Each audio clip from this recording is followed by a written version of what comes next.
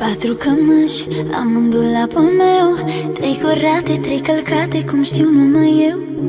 4 cămăși stau cu minți în șifonier, numai pe una n-am curajul să o spăl.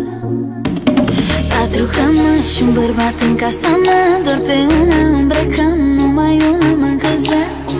4 cămăși, doar pe 3 le îngrijesc, că a 4-a nu mă lasă să trăiesc. Și mă doare când le văd și mă caut și mă pierd și mă scurg de tot până nu mai pot. Spune-mi soare, de ce oare, doar că așa-te-am doresc să o mai port. Calcă-mășa lui care e nevoie de ea, cum și eu am nevoie de el pentru a te uita.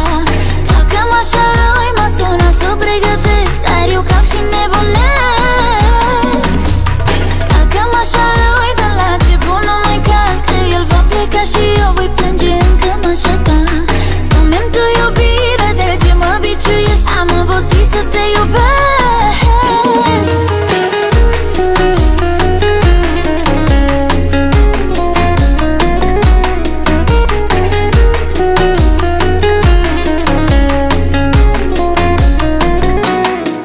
Aș vrea să ard acum toate cămășile, dar o să-i fie atât de frig fără ele.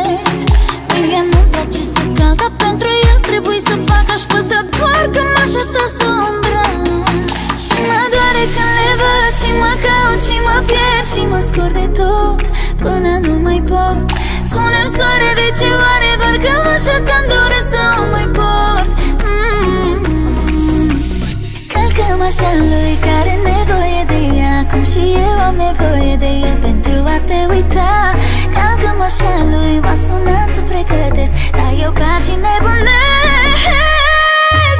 Calcă-mășa lui care e nevoie de ea, cum și eu am nevoie de el pentru a te uita. Calcă-mășa lui m-a sunat să o pregătesc, dar eu cad și nebunesc.